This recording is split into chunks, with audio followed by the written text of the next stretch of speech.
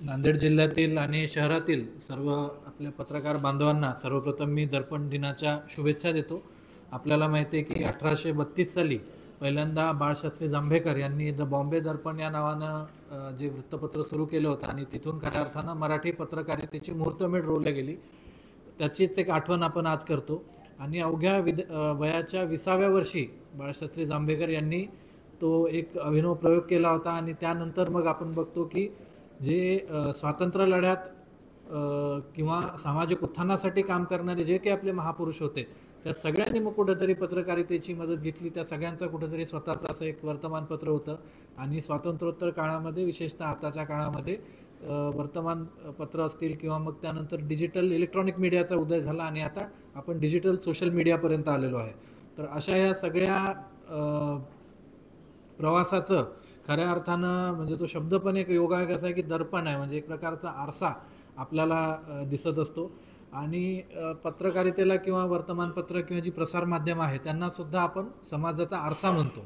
परंतु मी त्याच्या पुढे जाऊन असं म्हणेल की एक जो प्रिझम असतो, आरसा फक्त जे आहे ते दाखवतो, मात्र प्रिझम हे किंवा त्याला आपण लोलक, त्रिकोणाकृती लोलक असं मराठी आपल्या भौतिकशास्त्रात म्हटलं जातं, त्याच्यातनं जेव्हा प्रकाश जातो तेव्हा त्याचे 7 रंग वेगळे करतो. तसंच पत्रकारिता पण करते की एखादी बातमी जेव्हा येते तेव्हा त्याचं पूर्ण विश्लेषण करणं, त्याचं पृथक्करण करणं, ते उलगडून दाखवणं आणि त्याचे वेगवेगळे पैलू हे आपल्या वाचकांसमोर आणणं, ह्याचं काम हे पत्रकारिता करते. त्याप्रमाणे पत्रकारिता हा खऱ्या अर्थाने एक प्रिझम असतो आणि त्या प्रिझममधनं जाणारी प्रत्येक बाब, प्रत्येक माहिती ही त्याचं पृथक्करण होऊन समाजापर्यंत पोचत असते. आणि परतसुद्धा समाजाचा जो काही त्याच्यातला अभिप्राय असेल, फीडबॅक असेल, तो पत्रकारितेच्या माध्यमातूनच पुढे पोचवला जातो. आपण खरं तर आजचा विषय जो घेतलेला आहे, सुरुवातीला टाके साहेबांसोबत चर्चा झाली तेव्हा आमचा विषय तोच झाला की या विषयावर ऑलरेडी बऱ्याच ठिकाणी काम सुरू आहे. परंतु एका प्रकारे तो यावर्षीची थीम किंवा यावर्षीचं जे मूळ वाक्य आहे असं ते म्हणूनच आपण त्याच्याकडे बघतोय. आर्टिफिशियल इंटेलिजन्स किंवा AI किंवा कृत्रिम बुद्धिमत्ता हे खऱ्या अर्थानं आज आपण बघितलं तर तो एक परवलीचा शब्द झाला आहे. अगदी आपल्या मोबाईल फोनमध्ये सुद्धा आपण जर व्हॉट्सॲप आता नवीन रिसेंट अपडेट केलं असेल तर वरती मेटा AI नावाचं एक येतं आणि ते म्हणजे आपल्या आता बिलकुल हातापर्यंत आलं आहे. पहिले आर्टिफिशियल इंटेलिजन्स म्हणजे फक्त काहीतरी मोठ्या शास्त्रज्ञांकडे असणारच एक काहीतरी आयुध होतं. परंतु आज मेटा AI सारखं किंवा ChatGPT आहे, जेमिनी आज गुगलनं आणलेलं आहे, या सगळ्या ॲप्सच्या माध्यमातून, या सगळ्या तंत्रज्ञानाच्या माध्यमातून आपण सगळेजण आता आर्टिफिशियल इंटेलिजन्स आपल्या बोटावर येऊन पोचलेलं आहे. तर आर्टिफिशियल इंटेलिजन्स म्हणजे काय आपल्याला माहिती आहे. इंटेलिजन्स किंवा बुद्धिमत्ता याचा फार जवळचा संबंध असतो निर्णय प्रक्रियेशी, की तुम्ही निर्णय कसा घेता. निर्णय घेण्याला बुद्धिमत्ता म्हणतो. मी एखादं बटन दाबला आणि त्याने लाईट लागला, ही आर्टिफिशियल इंटेलिजन्स होऊ शकत नाही, ही कृत्रिम बुद्धिमत्ता नाही आहे, ते मेकॅनिकल झालं. कारण मी बटन दाबला तर निर्णय मी घेतोय, म्हणजे माझं नैसर्गिक बुद्धिमत्ता तिथं काम करते. परंतु जर असं एक इमॅजिन करा की मी सकाळी उठलो, मी अलार्म माझा बंद केला, अलार्म बंद केल्या केल्या माझा लाईट बंद झाला, अलार्म बंद केल्या केल्या माझा फॅन किंवा AC बंद झाला, लगेच माझं पाणी तापवायचं हीटर गिझर असेल त्याचं बटन ऑटोमॅटिक ऑन झालं, लगेच आकाशवाणी सुरू झाली आणि 7च्या बातम्या सुरू झाल्या. हे सगळं मी फक्त एका माझ्या अलार्म बंद केल्यावर झालं. ही जी अतिशय ॲडव्हान्स प्रकारची एक तंत्रज्ञान आहे याला आपण आर्टिफिशियल इंटेलिजन्स म्हणतो. याला एक खरंही वेगळी संकल्पना आहे, इंटरनेट ऑफ थिंग्स असं म्हटलं जातं, की वेगवेगळ्या ज्या गोष्टी आहेत त्या इंटरनेटला आपण कनेक्ट केल्या. म्हणजे अगदी आपण जे म्हणतो ना की आपण चुटकी सरशी एखादी गोष्ट करणं अपेक्षित आहे का, तर खरंच इथून पुढे असं होऊ शकतं की आपण चुटकी वाजवली तर एखादी गोष्ट होऊ शकते. इतक्या अद्ययावत तंत्रज्ञानापर्यंत आपण गेलो. याला जोडून एक दुसरी संकल्पना आपण जी म्हणतो की मशीन लर्निंग, म्हणजे एखाद्या मशीनला आपण शिकवतो. जसं आपण लहान मुलांना शिकवतो एखादं चालत असताना की समोर चालायचं, समोर काही असलं तर आपण उजवीकडे किंवा डावीकडे वळायचं. तसंच आज ड्रायव्हरलेस कार आलेला आहे की त्या कारला शिकवलं जातं, त्या मशीनला शिकवलं जातं की जेव्हा समोर काहीतरी अडथळा येईल तेव्हा डावीकडे उजवीकडचे आपण पर्याय तपासायचे, ज्या ठिकाणी रस्ता मोकळा असेल त्या बाजूनी गाडी वळवायची.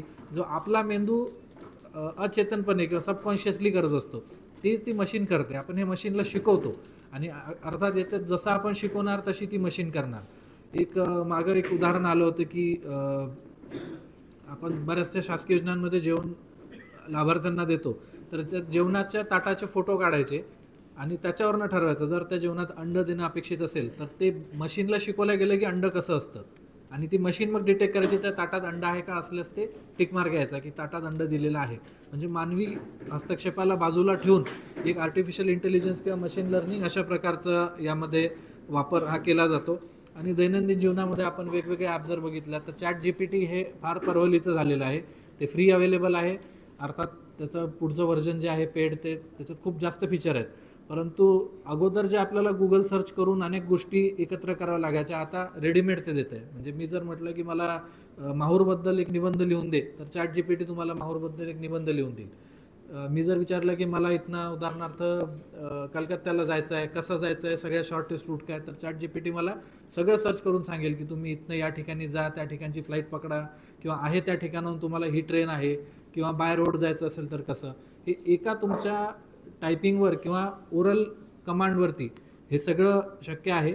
आणि त्याचा उपयोग आपण बऱ्यापैकी घेतो आहे. एक गॅमा नावाचं पुन्हा एक असं तंत्रज्ञान आलं आहे. गॅमामध्ये आपण जे प्रेझेंटेशन्स तयार करतो, तर ती प्रेझेंटेशन्सचा एक साचा तयार करून मिळतो. म्हणजे आपण जे टायपिंग करत बसतो आणि नंतर माहिती ॲड करतो, तर एक रेडीमेड मिळेल. समजा मी म्हटलं की मला मनरेगा योजनेबद्दल एक सादरीकरण करायचं आहे, त्याचा एक ढाचा ते तयार करून देईल. त्याच्यात मग मी नांदेड जिल्ह्याविषयकचा जो काही डेटा असेल, जे काही माहिती असेल ते भरेल आणि माझं परिपूर्ण होईल. म्हणजे श्रम वाचवण्यासाठी हे आपण सगळ्याचा वापर करतो. शासकीय यंत्रणांमध्ये पण आता मोठ्या प्रमाणावरती आर्टिफिशियल इंटेलिजन्सचा वापर सुरू झाला आहे. आपण नुकतीच 2-3 दिवसांपूर्वी बातमी वाचली असेल की मंत्रालयातली सुरक्षा किंवा रस्ता सुरक्षा याच्यामध्ये सुद्धा आता महाराष्ट्र शासन कृत्रिम बुद्धिमत्तेचा वापर जो आहे तो करणार आहे. याचे अनेक फायदे आहेत. आणि विशेषतः जर आपण पत्रकारितेच्या संदर्भात म्हटलं तर अनेक त्याच्या क्षमता आहेत ज्या आपण त्याच्यावर खरं तर चर्चा करायला पाहिजे. सगळ्यात महत्त्वाचं म्हणजे बातमी तयार करणे. जर आपण त्या आर्टिफिशियल इंटेलिजन्स टूलला शिकवलं की बातमी कशी असावी, त्याची एक हेडलाईन असावी, हेडलाईननंतर ठिकाणाचं नाव, तारीख, त्यानंतर एक त्याचा ओळख करून देणारा एक इंट्रोडक्शनचा पॅरेग्राफ, मग त्या बातमीचा पूर्ण गाभा, आणि शेवटी त्याचं एक प्रकारे तथ्य किंवा त्याचं एक आपण कन्क्लुजन देतो, सारांश. अशा प्रकारचं जर आपण त्याला काही चांगल्या बातम्या फीड केल्या तर त्याला लक्षात येते की दिलेल्या माहितीची बातमी कशी बनवायची. आणि आपण नंतर जर त्याला फक्त त्रोटक मुद्दे जरी दिले की आज 4 वाजता कार्यक्रम सुरू झाला, यांचं स्वागत झालं, त्यानंतर असं भाषण झालं, भाषणात हे मुद्दे फक्त बुलेट पॉईंट टाकले, तर त्याची ती पूर्ण बातमी करून आपल्याला देऊ शकते. इथपर्यंत ChatGPT किंवा जेमिनी किंवा आता ट्विटरचं ग्रॉक नावाचं एक त्याच्याच पद्धतीचं ॲप्लिकेशन आलेलं आहे, हे इथपर्यंत आपल्याला ते बातमी तयार करून देऊ शकतात. आणि नंतर अर्थातच आपण ती बातमी एडिट करू शकतो किंवा त्याच्यात काही सुधारणा करू शकतो. किंवा दुसरं असं होतं की आपण घाईघाईमध्ये टायपिंग करतो, बऱ्याचदा त्याच्यात शुद्ध लेखनाच्या चुका होतात, काही शब्द मिस होतात, त्याचं पूर्ण करेक्शन आपल्याला आर्टिफिशियल इंटेलिजन्स करून देते. अर्थात आजच्या घडीला आपण जर विचार केला तर हे फक्त इंग्रजी भाषेमध्येच सद्यस्थितीत उपलब्ध आहे. परंतु हळूहळू जसा याच्यामध्ये शोध होत राहील, जसं असं तंत्रज्ञान विकसित होईल, एक दिवस निश्चितपणे मराठीमध्ये आणि इतर सगळ्या आपल्या भाषांमध्ये सुद्धा अशा प्रकारचं तंत्रज्ञान हे येईल. दुसरं आहे की इमेजेस किंवा व्हिडिओज तयार करण्यासाठी आपण याचा वापर करू शकतो. आपल्याकडे बऱ्याचदा त्या घटनेचा कुठल्याही प्रकारची अशी इमेज नसते, तेव्हा आपण इन्सर्ट फोटो किंवा एक फाईल फोटो वापरतो. तर त्याच्याऐवजी आपण तो फोटो त्याला ऑर्डर देऊन तयार करू शकतो. उदाहरणार्थ एखादी समजा बातमी द्यायची असेल की एखाद्या खेळाडूनं शतक केलं, तर मी ते AI टूलला सांगू शकतो की मला त्या खेळाडूचा शतक साजरं करतानाचा फोटो तयार करून दे. तो एक कृत्रिम फोटो तयार होईल, परंतु तो तात्काळ मला वापरण्यासाठी ओरिजिनल फोटो येईपर्यंत, किंवा कदाचित जर काही ठिकाणी आपल्याला फोटोज मिळत नाही तर तशा प्रकारचे फोटो आपण आर्टिफिशियल इंटेलिजन्स वापरून तयार करू शकतो. अर्थात यासाठी आपल्याला थोडंसं लीगल फ्रेमवर्क जे आहे ते तपासावं लागेल, त्याच्याविषयी मी थोडा नंतर बोलेलच. किंवा व्हिडिओच्या बाबत आपण बघतो की बऱ्याचदा ज्या घटना होऊन जातात आणि त्याचे व्हिडिओ उपलब्ध नसतात, तर ते आपल्या डिजिटल इलेक्ट्रॉनिक मीडियामध्ये आपण त्याचे व्हिडिओज कार्टून स्वरूपात किंवा ॲनिमेशन स्वरूपात दाखवतो. विशेषतः अपघात, 2 ट्रेनचा अपघात कसा झाला किंवा एखाद्या विमानाचा अपघात दुर्दैवी जेव्हा होतो तेव्हा कसा झाला हे आपण दाखवतो. परंतु हे जे आहे हे सुरुवातीला फक्त काही जे एक्सपर्ट लोक होते तेवढेच करू शकायचे ॲनिमेशन इंडस्ट्रीमधले. आता हे आपण कोणी पण करू शकतो. आपण जर त्या टूलला तसं सांगितलं किंवा ती बातमी त्याला फीड केली, 2 ट्रेनचा अपघात उदाहरणार्थ 2 वर्षांपूर्वी ओडिसामध्ये झाला होता, आपण ती बातमी टाकल्यावर याचा व्हिडिओ करून दे म्हटल्यावर ते त्याचा व्हिडिओसुद्धा आपल्याला तयार करून देऊ शकते. आणि आपण तो एक डेमॉन्स्ट्रेशन म्हणून किंवा काय झालं असेल त्याची एक प्रतिकृती म्हणून तो व्हिडिओ तिथं दाखवू शकतो. अशा प्रकारच्या या नवीन तंत्रज्ञानाचा वापर आधीच आपले बरेचसे न्यूज चॅनल्स वगैरे करत आहेत. अगदी आपल्या भारतामध्ये एक कृत्रिम आर्टिफिशियल इंटेलिजन्स असणारा न्यूज अँकरसुद्धा एका चॅनलने उभा केला होता आणि त्या अँकरनी ज्या बातम्या दिल्या होत्या त्याच्यामध्ये अर्थात ते थोडंसं यांत्रिक वाटत होतं, परंतु जर मुद्देवाईज बघितलं तर ते एकदम व्यवस्थित अशा प्रकारचं दिलं होतं. तिसरा महत्त्वाचा मुद्दा जो नेहमी आपल्या पत्रकार बांधवांना पाहिजे असतो की जनतेचा प्रतिसाद कसा आहे एखाद्या बातमीचा. जेव्हा आपण एखादी बातमी यूट्यूबवर टाकतो किंवा आपल्या पोर्टलवर टाकतो किंवा जनतेकडे जाते आणि जनता त्याच्यावर अभिप्राय देते. पूर्वीच्या काळी संपादकास पत्र असायचं, ती सगळी पत्र जमा व्हायची, त्यातली काही निवडक छापल्या जायची. आज असं आहे की अनेक माध्यमातून आपल्याला फीडबॅक येतो. तर हा सगळा फीडबॅक एकत्र करणं, मग कोणी व्हॉट्सअपवर पाठवू शकते, कोणी ट्विटरवर त्या लिंक खाली कमेंट करते, कोणी यूट्यूबवरती हे करते. यूट्यूबवर अगदी लोकांनी किती वेळात ती बातमी पाहणं थांबवलं, 3 मिनिटांची बातमी असेल, लोकांनी 30 सेकंद बघितली, तो सुद्धा एक फीडबॅक असतो. तर ते सगळं एकत्र करून तुम्हाला एक रिपोर्ट मिळू शकतो की या बातमीमध्ये लोकांना हा भाग जास्त भावलेला आहे 30 सेकंदाचा, मग आपण त्याच्यावर जास्त थोडंसं विश्लेषण करू शकतो. किंवा काही सुधारणा जर कोणी सुचवल्यात किंवा एखादी काही तथ्यात्मक फॅक्च्युअल चूक असेल ती सुचवली तर ती सुद्धा आपल्याला याच्यामार्फत कळू शकते. पुढचा महत्त्वाची याची क्षमता आहे पर्सनलाइज न्यूज. आता हा आपला जो एक पारंपरिक पेपर आहे याच्यामध्ये सगळे सेक्शन असतात. म्हणजे पहिले साधारणतः ज्या सगळ्यात महत्त्वाची राष्ट्रीय, आंतरराष्ट्रीय किंवा राज्यस्तरावरची घडामोडी असतात, मग त्याच्यानंतर आतल्या पानांमध्ये थोडे स्थानिक विषय असतात, मधलं पान संपादकीय असतं, शेवटी क्रीडा, एखादं पान मनोरंजन किंवा शब्दकोडे किंवा वेगवेगळे खेळ असं असतं. परंतु आपल्याला माहिती आहे की सगळे लोक सगळं वाचत नाही, म्हणजे आणि वयानुसार सुद्धा बदलत जातं. मी जेव्हा शाळेत होतो किंवा थोडासा मोठा होतो तेव्हा मी फक्त पेपरमधलं क्रीडावालं पान बघत होतो. त्यानंतर थोडा मोठा झालो, अभ्यास करायला लागलो, UPSC MPSC जेव्हा परीक्षा द्यायला लागलो तेव्हा संपादकीयचे पानं पहिलं पान जास्त वाचायचो. आज जिल्ह्यात काम करत असताना जिल्हा स्पेसिफिक ज्या बातम्या आहेत त्या जास्त वाचाव्या लागतात. तर या अनुषंगानं जर त्या ॲपला कळलं की नेमकी माझी चॉईस काय, मला आवडणारे क्षेत्र कुठले, ते तेवढ्याच बातम्या मला दाखवेल.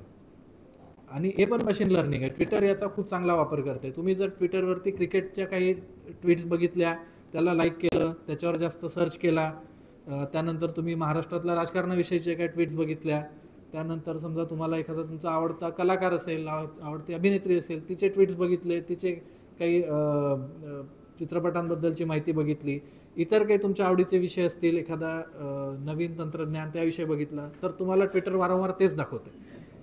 तुम्ही क्रिकेटचे बघितल्यावर तुम्हाला ते फुटबॉलच्या बातम्या दाखवणार नाही, क्रिकेटच दाखवते, कारण त्याला तुमचा टाईम पाहिजे, तुम्हाला गुंतवून ठेवायचं आहे. त्याचप्रमाणे जर एखाद्या वाचकाला, समजा मी तुमच्या वर्तमानपत्राचं पोर्टल किंवा वेबसाईट उघडली आणि मी जर त्याच्यात फक्त नांदेडच्याच बातम्या बघत असेल, तर पुढच्या वेळेस मला ते ऑटोमॅटिकली नांदेडच्याच बातम्या दाखवेल किंवा नांदेडच्या शेजारी जे काही जिल्हे असतील किंवा त्या संबंधित असतील तेवढ्याच बातम्या दाखवेल. ते मला मग कोल्हापूरची बातमी दाखवणार नाही, गोंदियाची दाखवणार नाही किंवा धुळ्याची दाखवणार नाही. अशा प्रकारचे सुद्धा जो पर्सनलाइज न्यूज करण्याचा एक प्रयत्न आहे तो अनेक आपले वेब पोर्टल्स आणि अनेक चॅनल्स करत आहेत. आणि हे आपणही बघतो, यूट्यूबवरती हे कॉमन आहे की आपण एक व्हिडिओ बघितला की तसेच व्हिडिओ आपल्याला ते सजेस्ट करत राहतात आणि आपण मग त्यातच अडकून राहतो. तर हा एका प्रकारे त्या वाचकाचा किंवा दर्शकाचा लक्ष वेधण्याचा एक खूप चांगला तरीका आहे. अर्थात त्याच्यात नकारात्मक बाजू पण आहे की मी काय सर्च करतो ही माहिती कोणतरी तिसरा व्यक्ती घेते आणि त्या अनुषंगानं कदाचित जाहिरातींसाठी सुद्धा त्याचा वापर केला जाऊ शकतो. परंतु ही गोष्ट मग सगळ्यांसाठीच लागू आहे. अगदी ईमेलवरही आपण जर बघितलं, तुम्ही ईमेलवरती काही संभाषण केलं, तुम्हाला ईमेलवर त्या पद्धतीच्या जाहिरातीसुद्धा येतात. पुढचा महत्त्वाचा मुद्दा आहे की ज्यावेळेस खूप मोठा डेटा आपल्याला प्रोसेस करायचा असतो, बऱ्याचदा असं होतं की राज्याचा अर्थसंकल्प मांडला जातो, देशाचा अर्थसंकल्प मांडला जातो किंवा आपण एखाद्या शासकीय अधिकाऱ्याला काहीतरी माहिती मागतो, ते देतो म्हणतात आणि शेवटी खूप मोठा डेटा आपल्या हातात देऊन टाकतात आणि तुम्ही बघा काय करायचं तर असं म्हणतात. तर हा डेटा आपण फीड करून त्याचा गोषवारा मागवू शकतो की अर्थसंकल्प जर मी पूर्ण टाकला, पूर्ण ते एक PDF फाईल 400-500 पानांची आणि मला याची समरी किंवा गोषवारा दे, तर तुम्हाला ChatGPT किंवा ग्रॉकमध्ये त्याची सगळी समरी मिळू शकते. हे 7 महत्त्वाचे मुद्दे आहे. तुम्ही जर म्हटलं नाही मला 7 नाही, मला अजून 2 पानांचं पाहिजे, तर तेवढ्या साईजचं तुम्हाला देईल. असं प्रत्येक जी गोष्ट आहे, प्रत्येक डेटा आहे, त्याचं संक्षेपीकरण करणे किंवा त्याचं विश्लेषण करून तुम्हाला रेडीमेड उत्तर देणे हे आर्टिफिशियल इंटेलिजन्सच्या सहाय्यानं अतिशय आता सोपं झालेलं आहे. आणि याचा वापर विशेषतः आपले विद्यार्थी खूप चांगल्या पद्धतीनं करत आहेत. पुस्तकं टाकून आपल्याला जे पाहिजे तेवढं आजकाल ते टाकत आहेत. अगदी शासकीय यंत्रणेतही मागं आमचं जेव्हा प्रशिक्षण झालं होतं तेव्हा जे मोठे मोठे GR असतात 50-50 पानांचे, ते अपलोड करून त्यातनं आपल्याला पाहिजे ते कसं शोधायचं याच्यावर सुद्धा ट्रेनिंग त्यावेळेस केल्या गेलं होतं. दुसरा महत्त्वाचा मुद्दा जो नेहमी येतो तो म्हणजे फॅक्ट चेकिंगचा. एखादी गोष्ट आपण जी ऐकतो किंवा कुठंतरी बातमी स्वरूपात येते ती खरी आहे का, जर आपल्याला ती बातमी छापण्याऐवजी छापण्यापूर्वी आपल्याला करायची असेल त्याची खात्री, तर आपण फॅक्ट चेकिंगसाठी सुद्धा याचा वापर करू शकतो. विशेषतः फोटोज आणि व्हिडिओज जे आहेत ते खरे आहेत का, त्याच्यामध्ये मॉर्फ केलेले नाहीत किंवा कुठे छेडखानी झालेली नाही, हे सुद्धा सांगणारे काही आर्टिफिशियल इंटेलिजन्स इंजिन्स आहेत की आपण त्यात व्हिडिओ अपलोड केल्यावर ते दाखवते की हे 100% ऑथेंटिक व्हिडिओ आहे की हा छेडछाड झालेला आहे. त्याचप्रमाणे एखादी बातमी आपण कॉपी पेस्ट जर केली तर ते सुद्धा डिटेक्ट करणारे काही इंजिन्स आहेत. विशेषतः याचा वापर केला जातो PhDचे जेव्हा रिसर्च थेसिस विद्यापीठामध्ये वगैरे दिले जातात तेव्हा ते कुठेही कॉपी नसावं यासाठी ते त्या टर्निटिन वगैरे इंजिन्समध्ये टाकतात आणि शोधतात की हे कुठनं इंटरनेटवरनं कॉपी केलेलं आहे. असल्यास त्याचा संदर्भ देऊन तो त्यांना त्याचा जे आक्षेप आहे तो काढता येतो. तर अशा प्रकारे फॅक्ट चेकिंग किंवा कॉपी पेस्ट चेकिंग किंवा छेडखानी ओळखण्यासाठी सुद्धा आपण आर्टिफिशियल इंटेलिजन्सचा वापर करू शकतो. पुढचा मुद्दा आहे टॅगिंग किंवा लिंकिंग आपण ज्याला म्हणतो, की एखादी बातमी असते, बातमीच्या खाली आपण टॅग देतो. जर एखादी बातमी आली की भारताचा ऑस्ट्रेलियामध्ये 3-1ने पराभव, मग खाली टॅग येतो क्रिकेट, भारत, ऑस्ट्रेलिया किंवा अजून काहीतरी सुनील गावस्कर, रोहित शर्मा असे नावं येतात. मग त्या संबंधातलं इतर बातम्या आपल्याला लगेच दिसायला लागतात. म्हणजे पुन्हा हे पर्सनलाइज्डकडे जाण्याचं आहे. तर आपण त्या आर्टिफिशियल इंटेलिजन्सला सांगू शकतो की माझ्या या बातमीतनं तुम्ही टॅग शोधून द्या, जे टॅग जास्त लोकप्रिय होतील आणि ज्या टॅगवरती लोक, ज्याला आपण इंटरनेटच्या भाषेत ट्रॅफिक म्हटलं जातं, की जास्त लोकांची त्या ठिकाणी उडी पडते.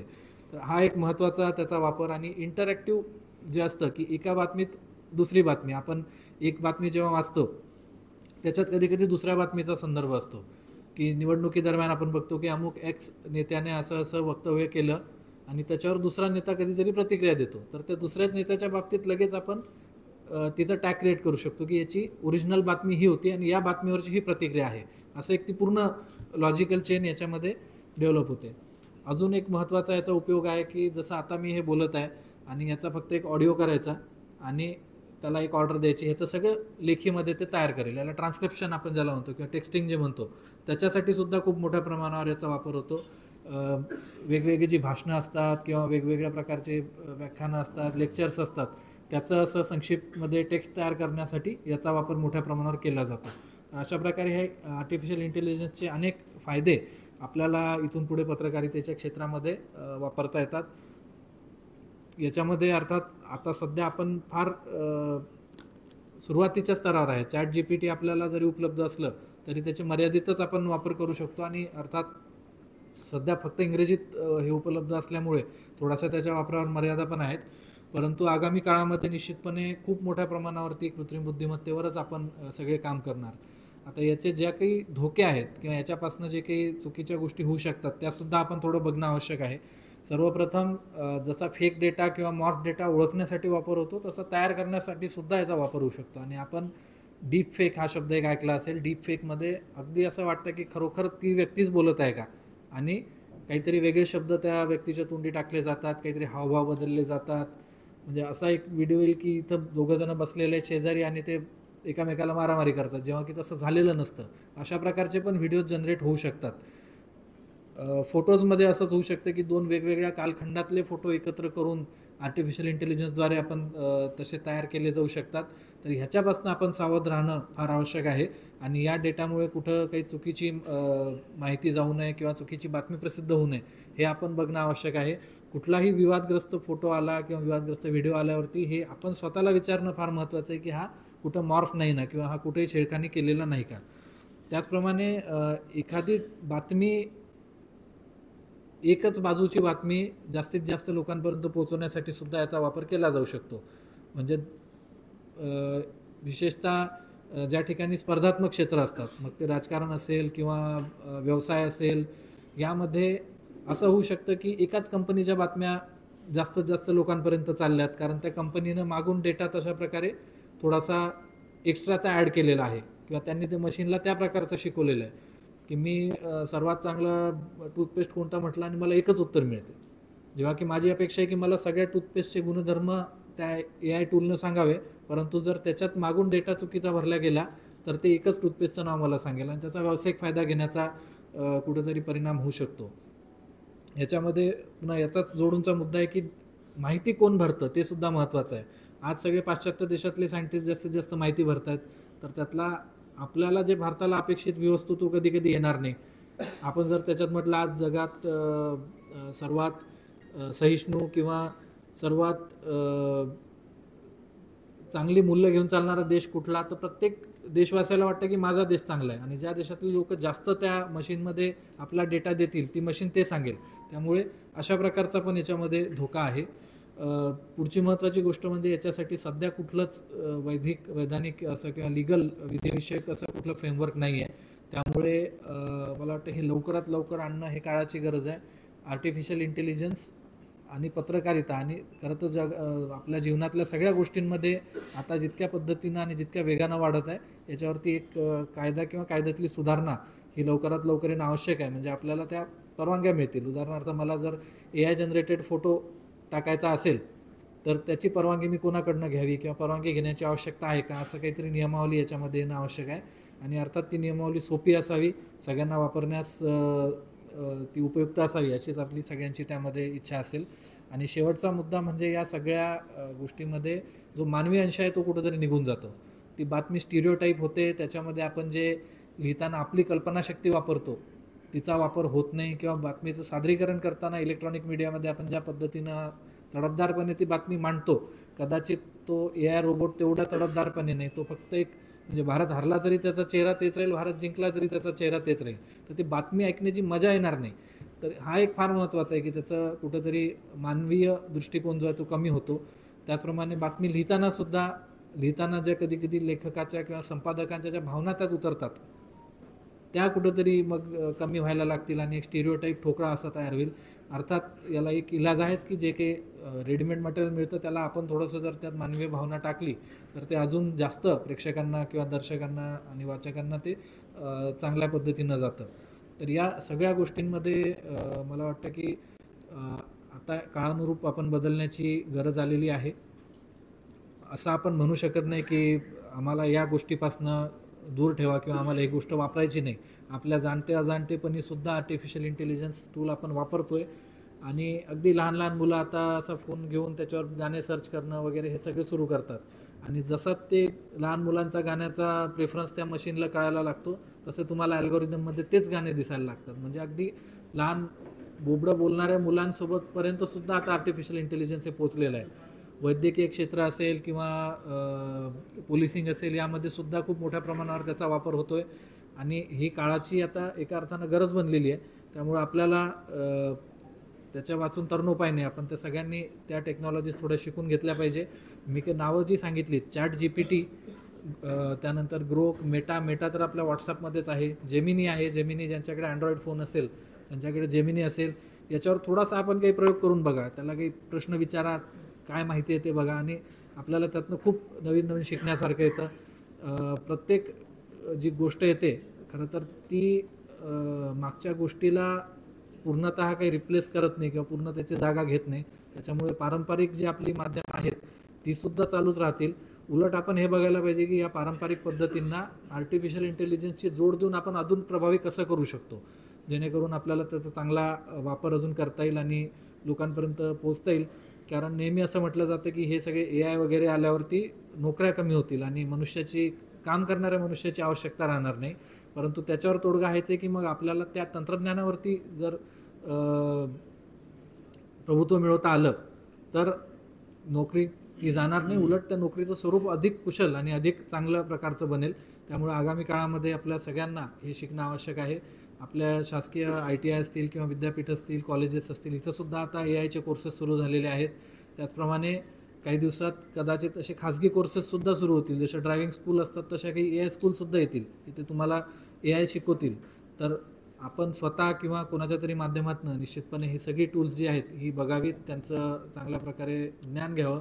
कारण या गोष्टी निश्चितपणे आवश्यक आहे. आणि शेवटी एवढंच म्हणेल की हे सगळं करत असताना म्हणजे कृत्रिम बुद्धिमत्तेच्या मागं लागताना आपली भावनिक बुद्धिमत्ता मात्र कुठं बाजूला सारू नये, इमोशनल इंटेलिजन्स ज्याला म्हणतात. कारण शेवटी मनुष्य हा भावनाप्रधान प्राणी आहे आणि या भावनाच आहेत की ज्या मनुष्याला थोडंसं इतर प्राण्यांपासून वेगळ्या करतात. त्यामुळे अमानवीय किंवा निष्ठुर बनण्याऐवजी, मशीन्स बनण्याऐवजी आपण या मशीन्सचा वापर करून अधिक चांगले मनुष्य बनूया, हेच या ठिकाणी मी सांगतो आणि आजचं माझं मनोगत संपवतो. धन्यवाद.